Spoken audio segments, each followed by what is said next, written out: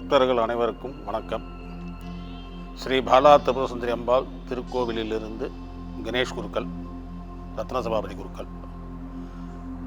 ஸ்ரீ பாலா திரிபுரசுந்தரி அம்பாள் திருக்கோயில் குபேரன் நகர், இரும்பை, தமிழ்நாடு, விழுப்புரம் மாவட்டம். இந்த பாலா திரிபுரசுந்தரி வந்து லலிதா திரிபுரசுந்தரியோடைய குழந்தை ரூபம். இந்த அம்பாள் உண்டான கதை எப்படின்னு கேட்டிங்கன்னா, ரிஷிகள் எல்லாம் வந்து அம்பாளை நோக்கி அஷ்டமா சித்தி பிரம்மஜானம் இது அருள் வேண்டும் அப்படின்றதுக்கோசரம் யாகம் பண்ணுறாங்க. அந்த யாகத்திலேருந்து வெளியில் 9 வயசு குழந்தையாக லலிதா திரிபுரசுந்தரி வெளியில் வராங்க. வெளியில் வந்து அவங்களுக்கு பிரம்மஜானம் அஷ்டமா சித்தியெல்லாம் கொடுத்து சித்தர்கள் அப்படின்னு அன்றைக்கி தான் அவங்க அங்கீகாரம் பெற்றாங்க.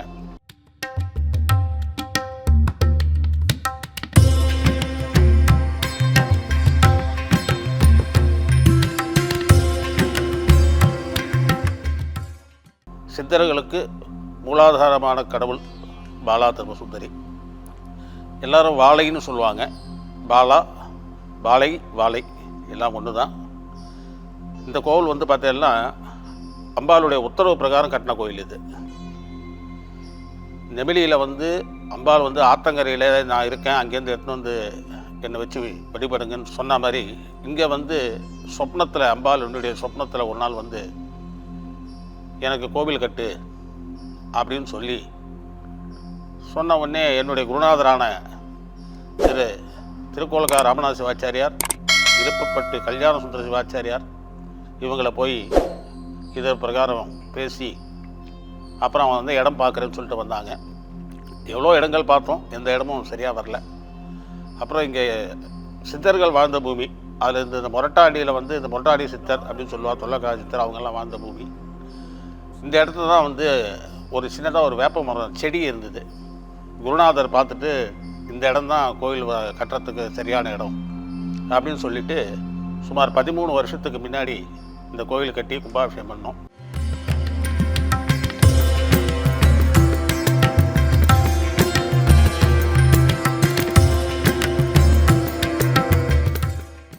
அம்பாள் உள்ள வந்து பாலா திரிபுரசுந்தரி வந்து சிலாரூபமாக இருக்கா.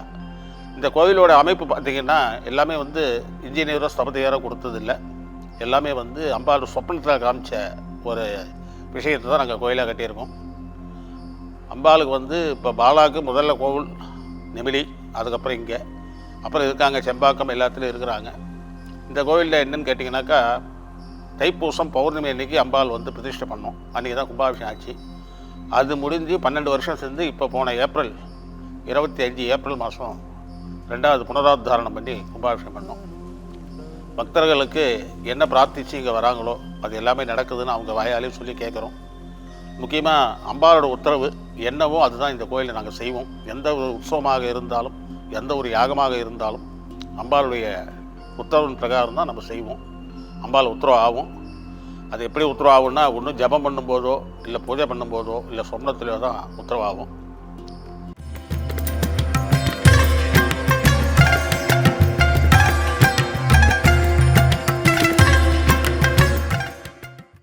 கல்யாணம் ஆகாத ஆண் அல்லது பெண் இருவரும் யாராக இருந்தாலும், ஆணாக இருந்தாலும் பெண்ணாக இருந்தாலும் இங்கே வந்து கஸ்தூரி மஞ்சள் இடித்து அம்பாளுக்கு அபிஷேகம் கொடுக்கணும். அதை மாதிரி உள்ளவங்களுக்கு இதுவரையில் ஒரு 10 பேர் கல்யாணம் ஆகிருக்கு. அதே மாதிரி குழந்தை பாக்கியம் இல்லாதவங்க அவங்க வந்து தொட்டில் கட்டணும். அந்த மாதிரி கட்டினவங்க அவங்கக்கிட்ட பார்த்தீங்கன்னாக்கா இன்றைக்கி ஒரு குறைஞ்சபட்சம் இந்த கோவில் கட்டி கும்பாபிஷேகத்தில் ஒரு 20 பேருக்கு குழந்தைகள் இருக்குது. 15 வருஷம் குழந்தை இல்லாதவங்களாம் வந்து இங்கே வந்து வேண்டின்னு போயிருக்காங்க. அவங்களாம் குழந்தை பாக்கியம் உண்டாயிருக்கு. மேலும் பார்த்திங்கனாக்கா பௌர்ணமி தான் ரொம்ப விசேஷமாக இங்கே பூஜைகள் நடக்கும். சித்ரா பௌர்ணமி அம்பாளுக்கு சண்டி யாகம், நவச்சண்டி யாகம் நடக்கும்.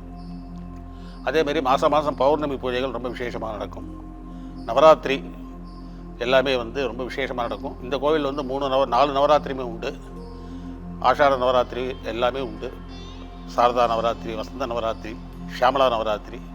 போன கும்பாபிஷேகத்துக்கு பாலாவும் மட்டும்தான் கும்பாபிஷேகம் பண்ணோம். முதல் கும்பாபிஷேகம் பண்ணும்போது 2வது அம்பாள் உத்தரவாயி ராஜமாதங்கியும் வாராகி. அம்பாலா உள்ளே இருக்கிறவோ மகாராணி, அவளுடைய மந்திரி இடத்துல இருக்கிறவோ ராஜமாதங்கி, தளபதியாக இருக்கக்கூடியவள் வாராகி. அம்பாள் உத்தரவாயி அந்த 3 சன்னதியை இந்த ஏப்ரல் மாதம் கும்பாபிஷேகத்தில் பிரதிஷ்டை பண்ணி கும்பாபிஷேகம் பண்ணோம். இப்போ எல்லா உற்சவங்களும் இங்கே உண்டு. பௌர்ணமியில் அம்பாள் உள்ள ரதத்தில் சுற்றி வருவாங்க.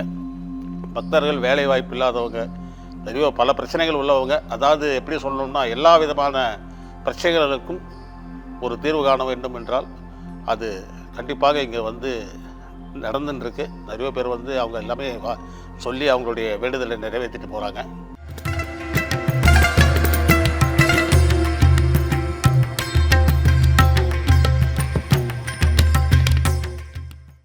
இங்கே வந்து எங்கள் குருநாதருடைய 2 பேர், அதாவது வந்து மூத்தவர் ராமநாத சிவாச்சாரியார், இளையவர் கல்யாண சுந்தர சிவாச்சாரியார், இவங்க 2 சிலையும் இங்கே வச்சுருக்கோம் நாங்கள்.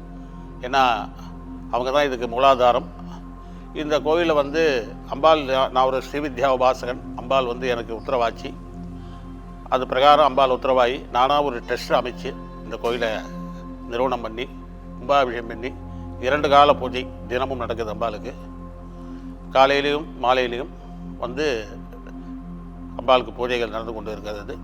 இந்த திருக்கோயில் அமைந்திருக்க இடம், இப்போ நீங்கள் சென்னையிலேருந்து வர வழியில் திண்டிவனம் டு பாண்டி மொரட்டாடி டோல்கேட்டுக்கு முன்னாடி பார்த்தீங்கன்னா ஒரு 100 மீட்டருக்கு முன்னாடி பார்த்தீங்கன்னா லெஃப்ட் சைடில் பாலா திரிபுர சுந்தரி அப்படின்ற ஆர்ச்சி இருக்கும். அதேமாதிரி பாண்டியிலேருந்து இங்கே வரக்கூடியவங்க டோல்கேட்டை தாண்டி அதே 100 மீட்டரில் பார்த்தீங்கன்னாக்கா ரைட் சைடில் அம்பாளுடைய கோயில் ஆர்ச்சி இருக்கும். இந்த இடம் பார்த்திங்கனாக்கா இப்போ தான் இங்கே கொஞ்சம் சில வீடுகள்லாம் உண்டுருக்கு. இது வந்து நல்ல ஒரு எப்படி சொல்கிறது, ரொம்ப ஒரு அமைதியான ஒரு இடம், ஒரு இயற்கை சூழ்நிலைகள் சூழ்ந்த ஒரு இடம். அது நடுவில் தான் அம்பாள் வந்து இந்த இடத்த தேர்ந்தெடுத்து இங்கே இருக்காங்க. தியானம் பண்ணுறதுக்கோ எல்லாத்துக்கும் வந்து ரொம்ப இந்த இடம் வந்து, அது நான் நேராக சொன்னால் தெரியாது, நீங்கள் நேராக வந்து அதை அனுபவிச்சாதான் தெரியும். அமைதியான ஒரு சூழ்நிலை இங்கு நிலவி வரும்.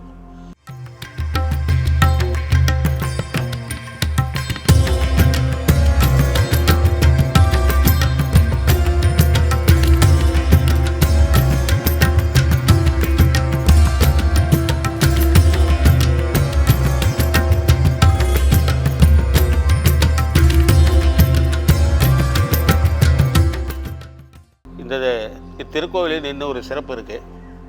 உற்சவமூர்த்தி அம்பாள் வந்து பார்த்தீங்கன்னா கண்ணாடி மண்டபத்தில் எழுந்திருப்பாங்க. இந்த சுற்று வட்டாரத்தில் அந்த மாதிரி ஒரு மண்டபம் எதுவும் இருக்கிற மாதிரி எனக்கு தெரியல. சோடசின்னு பேர் அம்பாளுக்கு. அந்த சோடசி கணக்கு பண்ணி 16க்கு 16 சோடசி கணக்கு பண்ணி அது உள்ளே வந்து பார்த்தீங்கன்னா ஃபுல்லாக கண்ணாடியால் அலங்கரித்து அதை சுற்றிலும் அம்பாள் வந்து, அதாவது அதாவது மாரியம்மன், சமயபுரம் மாரியம்மன்லேருந்து என்ன அம்பாள் வடிவத்திலலாம் இருக்காங்களோ, பகவதியிலேருந்து மூகாம்பிகையிலேருந்து எல்லாமே வந்து அம்பாளை சுற்றி ஒரு வியூகமாக வந்து மேலே வந்து படங்களை அமைச்சிருக்கோம். அதேமாதிரி பார்த்திங்கன்னா அம்பாளுடைய பீடம், பத்ம பீடம் மேலே உட்காந்துருப்பாங்க. அந்த பத்ம பீடத்துக்கு கீழே பார்த்திங்கன்னா அஷ்டலட்சுமியுடைய உருவங்கள் இருக்கும். அதுக்கு மேலே தான் அம்பாள் வந்து எழுந்தள்ளி இருக்காங்க. நீங்கள் வந்து இதை நேராக பார்த்திங்கன்னா அந்த மனசில் வந்து ஒரு பூரண திருப்தியும் பூரண சந்தோஷமும் கிடைக்கும் அப்படின்ற எண்ணம் இதுவரையிலும் பார்த்தவங்க எல்லாமே அப்படி தான் சொல்லியிருக்காங்க. அற்புதமாக இருக்குது, ரொம்ப அற்புதமாக இருக்குது. இது வந்து சென்னையில் இருக்கவங்க, அவங்க தான் வந்து ஒருத்தர் வடிவமைச்சு கொடுத்தாங்க. இந்த கோவிலில் அது ஒரு சிறப்பு. அந்த உள்ளே நின்று நீங்கள் பார்த்தீங்கன்னா எல்லா சைட்லேயும் அம்பாள் தெரியவா, அந்த எல்லா கண்ணாடிகளையும் பார்த்தீங்கன்னா அம்பாள் தெரியவா. அது இந்த கோவிலில் ஒரு சிறப்பு. ரொம்ப ஒரு சிறப்பான ஒரு இடத்தில் நம்மளுடைய பாலா திரிபுர சுந்தரி எழுந்தள்ளி இருக்காங்க. அனைவரும் வரணும், வந்து அம்பாளுடைய அருள் பெறணும். வணக்கம். பாண்டி பாட்காஸ்ட் யூடியூப் சேனலை சப்ஸ்கிரைப் செய்யுங்க. ட்விட்டர், ஃபேஸ்புக், இன்ஸ்டாகிராமில் தொடருங்க.